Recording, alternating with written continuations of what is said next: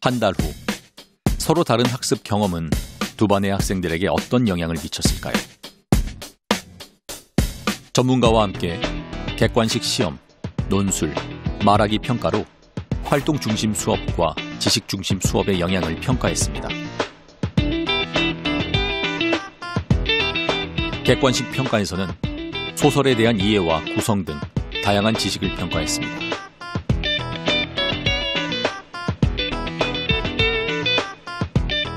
논술 평가에서는 의견을 설득력 있게 서술하기 위해 적절한 근거를 찾고 표현하는 능력을 살펴봤습니다.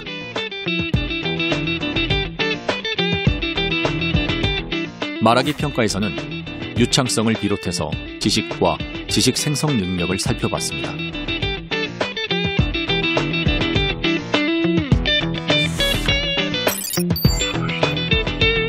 평가 결과 객관식 시험에서는 지식 중심 수업을 한 학생들이 활동 중심 수업을 한 학생들보다 높은 점수를 얻었습니다.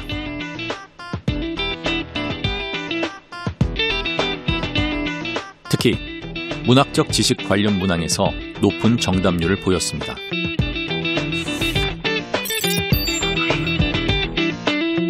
논술 평가에서도 지식 중심 수업을 했던 1학년 7반의 점수가 더 높았습니다. 문학 지식의 체계를 적용하는 구성과 표현 영역에서 특히 높은 점수를 얻었습니다.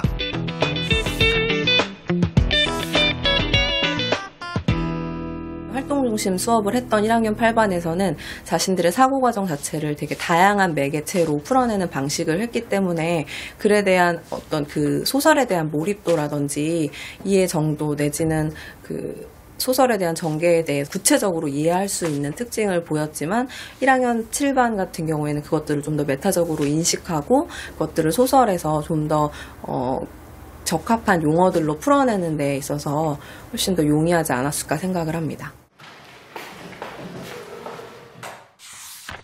한편 말하기 평가에서는 주목할 만한 결과가 나왔습니다.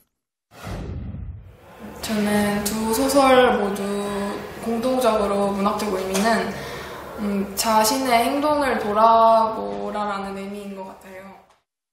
유창성은 활동 중심 수업을 한 학생들의 점수가 높았지만 지식을 생성하고 적용하는 능력은 지식 중심 수업을 한 학생들의 점수가 더 높았습니다.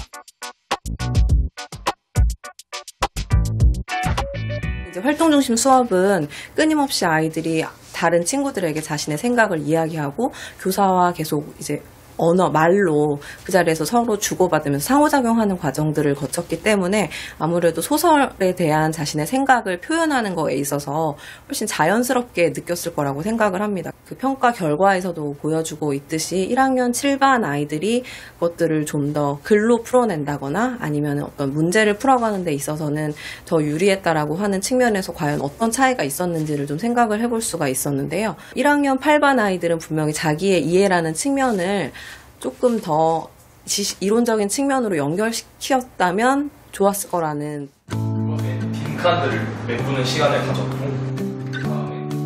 결국 어느 한 가지 수업으로는 학생들에게 충분한 경험을 줄 수가 없습니다.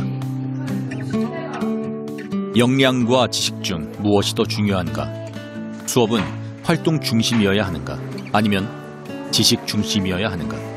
이제 이런 이분법을 지향해야 합니다.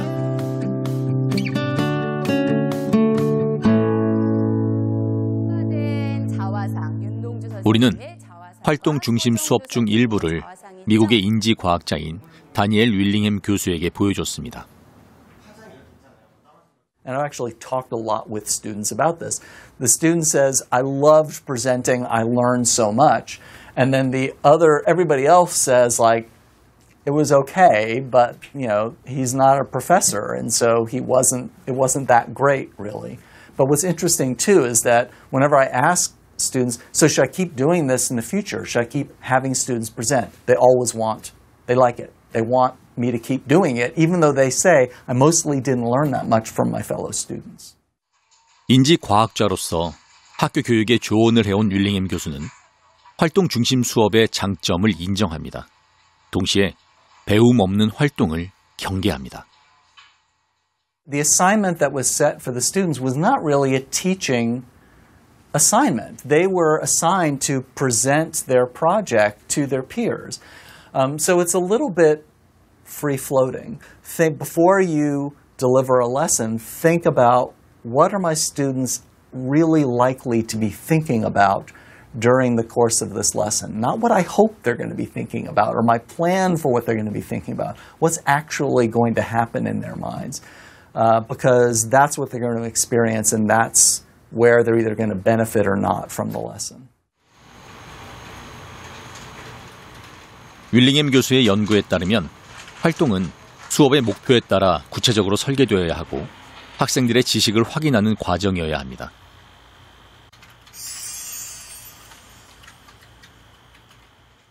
Is you need to think about what you want students to be able to do with it later, and you need to ensure that the mental processes that are engaged in the classroom are as similar as possible to what you're going to want them to do with the content later. 윌링엄 교수는 어떤 활동이든 반드시 지식이 필요하다고 강조합니다. 윌링엄 교수가 자주 예로 드는 퀴즈가 있습니다. 왼쪽과 오른쪽의 글자 중 어느 쪽이 더 쉽게 느껴지나요? So you would remember these better because you're able to treat these as an individual group. You have to have the knowledge in long-term memory of what CNN is in order for that to be treated as a group. 우리는 CNN이나 FBI, CIA를 알고 있습니다. 윌링엄 교수는 이것을 배경 지식이라고 말합니다. 배경 지식이 있으면 훨씬 잘 이해되고 오래 기억된다는 것입니다. The example I use in one of my books is Tricia spilled her coffee, Dan jumped up to get a rag. So most people would have no trouble, wouldn't think it was strange that I put those two sentences one another. Well, in order to understand that causal relationship, read that smoothly, you need to know that spilled coffee makes a mess, that rags can clean a mess, and also that people don't like having a mess around. They want to clean up the mess, right? 트리샤가 커피를 쏟았습니다. 그래서 댄이 대걸레를 가지러 갔습니다. 이 상황을 상대방의 배경 지식을 고려하지 않는다면 이렇게 말해야 할 겁니다. 트리샤가 커피를 쏟았어. 바닥이 커피로 얼룩졌잖아. 난 이런 상황이 정말 싫어. 마침 댄이 같이 있어서 대걸레를 가지러 갔어. 대걸레는 바닥을 청소할 때 쓰는 거야. 라고 말이죠. None of that is stated in the text. And again, this is very common because if you spelled out all the, if you didn't assume that your audience knew some things, communication would be extremely boring. 배경 지식은 교실에서도 중요합니다. 교사와 학생의 의사소통, 그리고 수업의 흥미에 영향을 줍니다. So if a teacher is assuming that students have knowledge that they don't have, it's very predictable that they're going to be confused. Likewise, if a teacher provides more information than the students really need, it's going to be boring for a different reason. 배경 지식은 중요합니다. 하지만 세상의 모든 지식을 가르칠 수는 없습니다. 그렇다면 학교에서는 어떤 지식을 가르쳐야 할까요? 뉴욕 외곽에 위치한 한 초등학교. 주로 다문화 가정의 학생들이 다니는 이 학교는 놀랍게도 뉴욕의 2,400여 개 학교들 중 상위 8%에 속합니다. 학생들은 전액 장학금을 받고 사립학교에 진학합니다. And you're going to work together and create posters analyzing specific areas of the text. Do you like the school here? Yeah, I really enjoy the school. It was a big surprise when I realized I was going to be changing here, but after the first day I knew I'd like it. I've made a lot of friends and learned a lot from this place. 지금은 사회 수업 시간입니다. 그런데 교사는 과학 시간에 배운 지식을 언급합니다. We're going to make that connection about how mountains were made and remember how they connect to people and nature. We also did a writing piece. 교사가 준비한 활동 자료는 과학 시간에 배운 지식을 토대로 구성했습니다.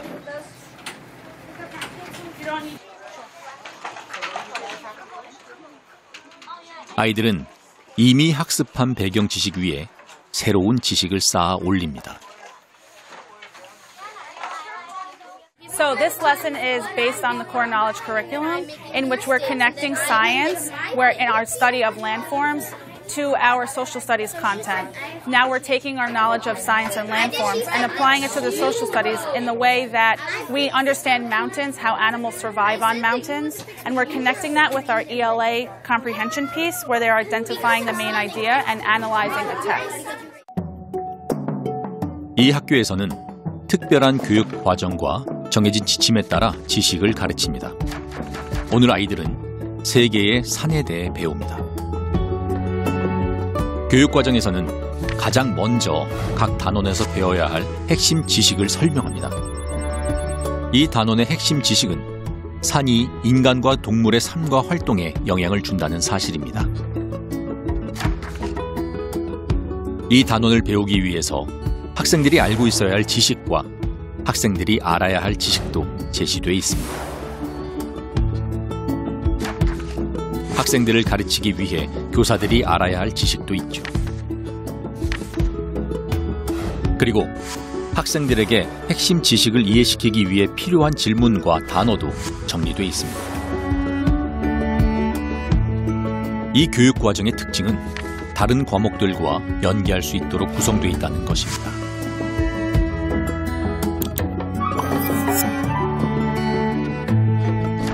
세 개의 산 단원에서는 과학 과목의 지구의 생성 단원과 연계해서 가르쳐야 합니다.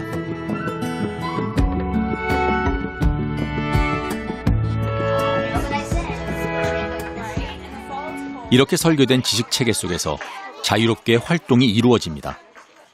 덕분에 학생들은 수업 내용을 더 잘 이해할 수 있습니다. If you're just brainstorming by yourself, it's much harder than brainstorming in a group. What's your classwork?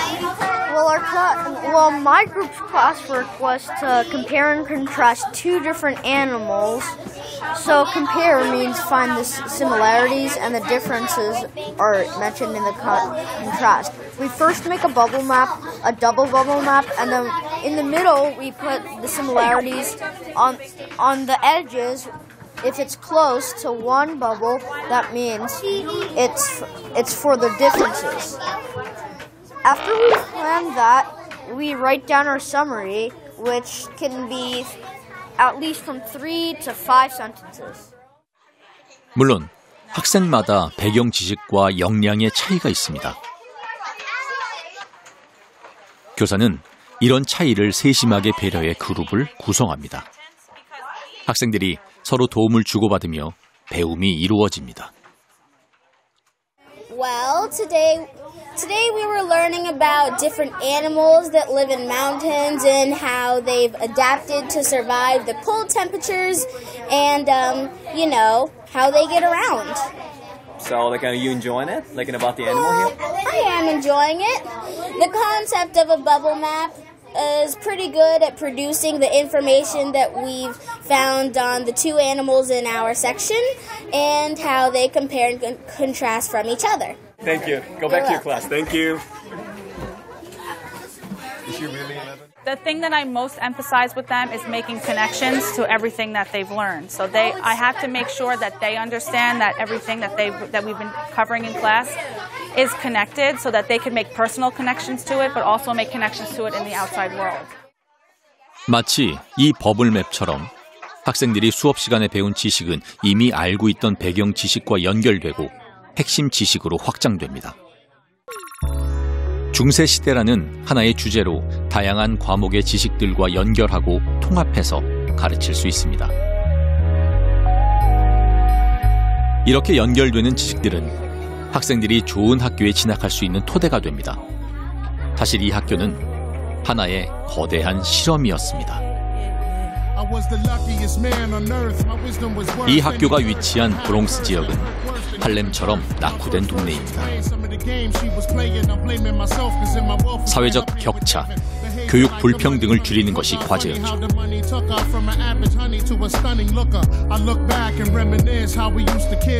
빈곤한 환경에서 자란 아이들에게 가정에서 배우지 못한 지식을 가르쳐 뒤처지지 않게 했습니다.